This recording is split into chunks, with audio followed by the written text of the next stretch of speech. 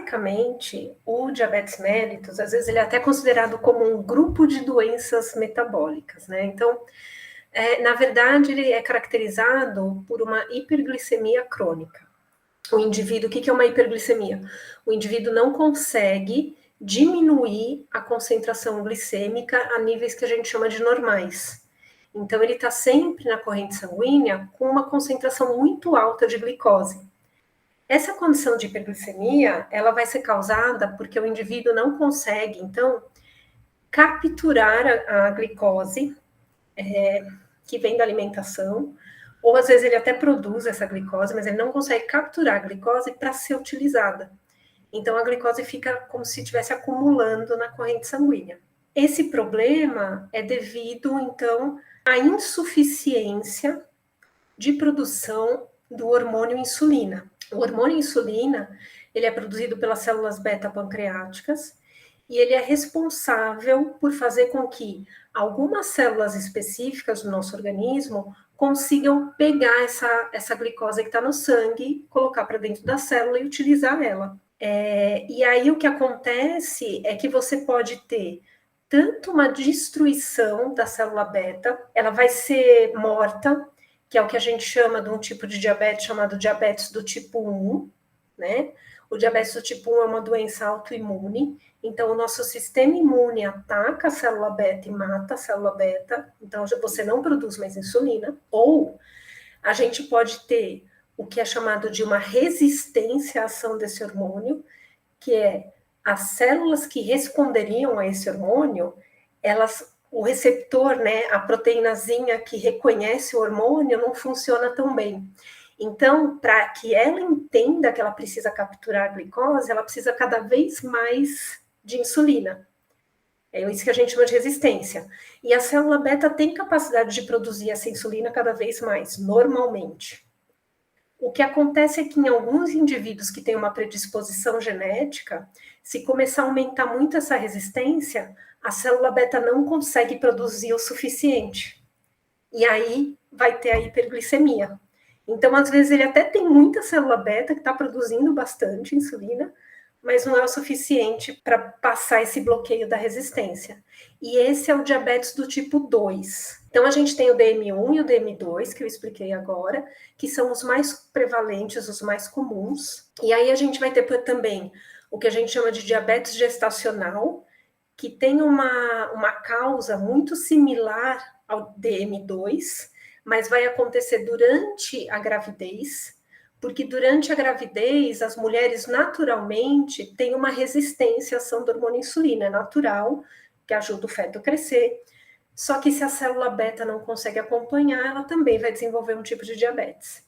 E aí a gente tem outros casos que são diabetes genéticas, que são mais raros, mas que aí tem a ver, por exemplo, com mutações em genes que são importantes para a função da célula beta, e aí a célula beta para de funcionar. Você tem também alguns casos de diabetes, que é porque algum elemento químico foi ingerido e acabou provocando a morte da célula beta. Então, você também não tem célula beta. E alguns outros casos de diabetes que estão relacionados a síndromes metabólicas, que são mais raros, mas que são interessantes também porque ajudam a gente a entender melhor o desenvolvimento dessa doença.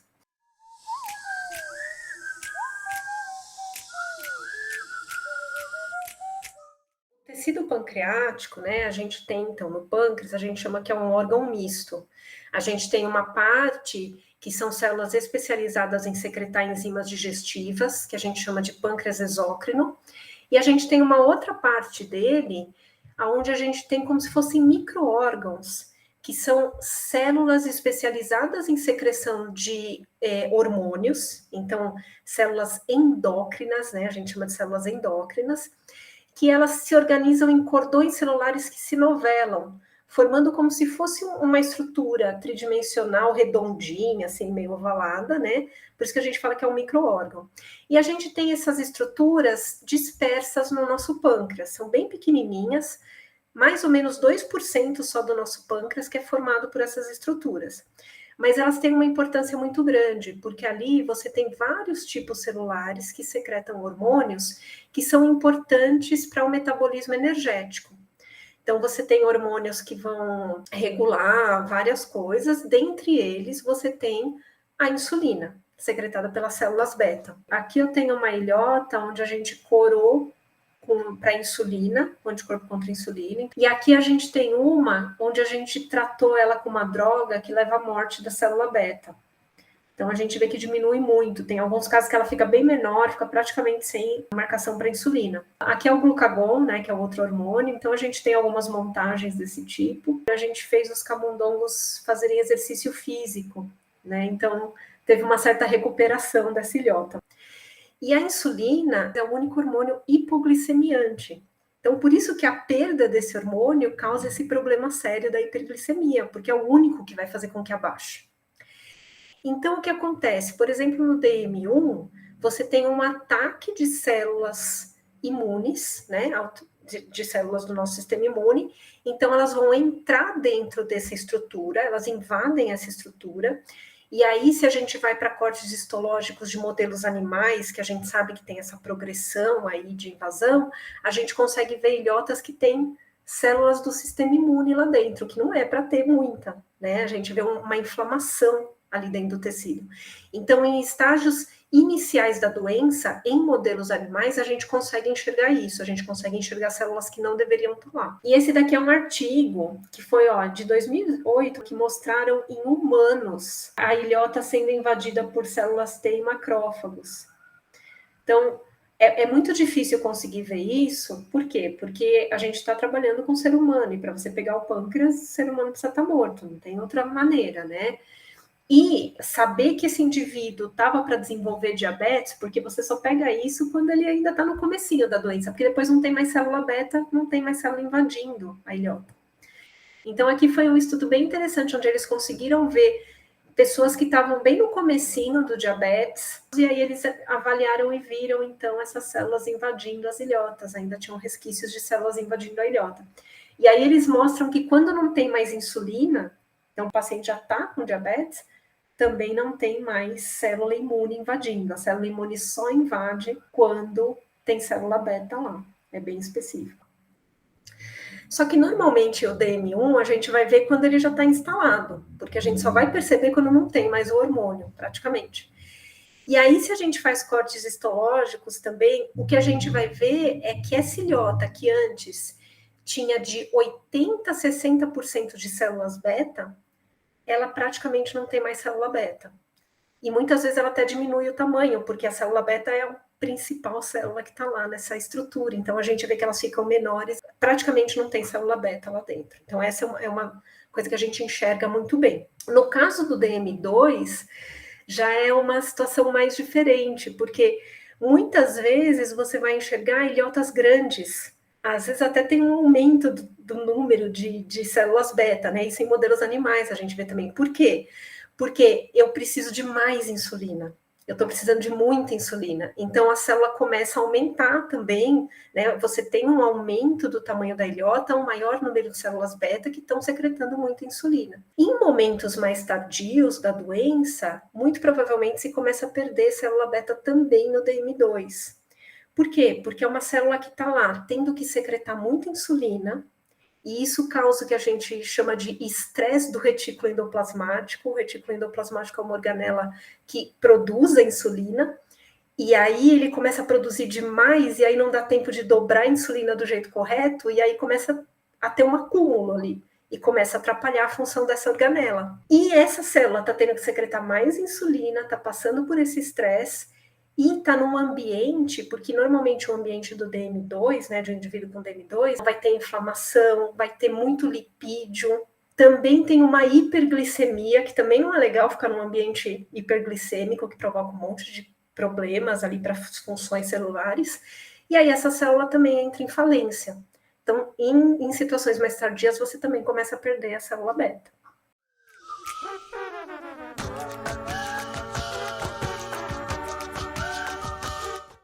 Normalmente, para diabetes do tipo 1, diabetes onde você não tem mais insulina, você não tem uma célula beta que secrete insulina, o tratamento é você precisa injetar insulina exógena. E isso é imprescindível. Sem insulina, a pessoa não sobrevive.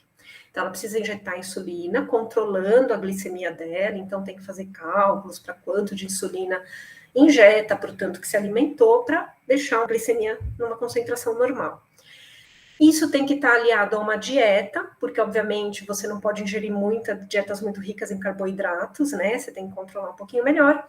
E exercício físico, porque o exercício físico é uma maneira de você fazer a tua musculatura esquelética captar a glicose mesmo na ausência de insulina. Quando a gente faz exercício, a gente capta a glicose. Já no DM2, como normalmente você tem insulina, o problema é que você não responde adequadamente, né, à insulina, normalmente não se injeta insulina nesse caso.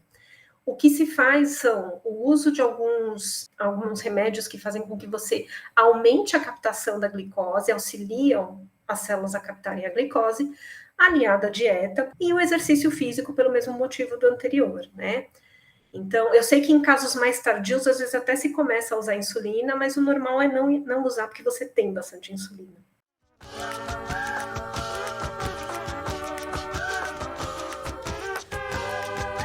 O meu grupo, a gente trabalha com a pesquisa básica, né? Mais a pesquisa básica, mas a ideia é a gente tentar entender, principalmente no modelo de diabetes do tipo 1. A gente também mexe um pouquinho com o tipo 2, mas é mais do tipo 1.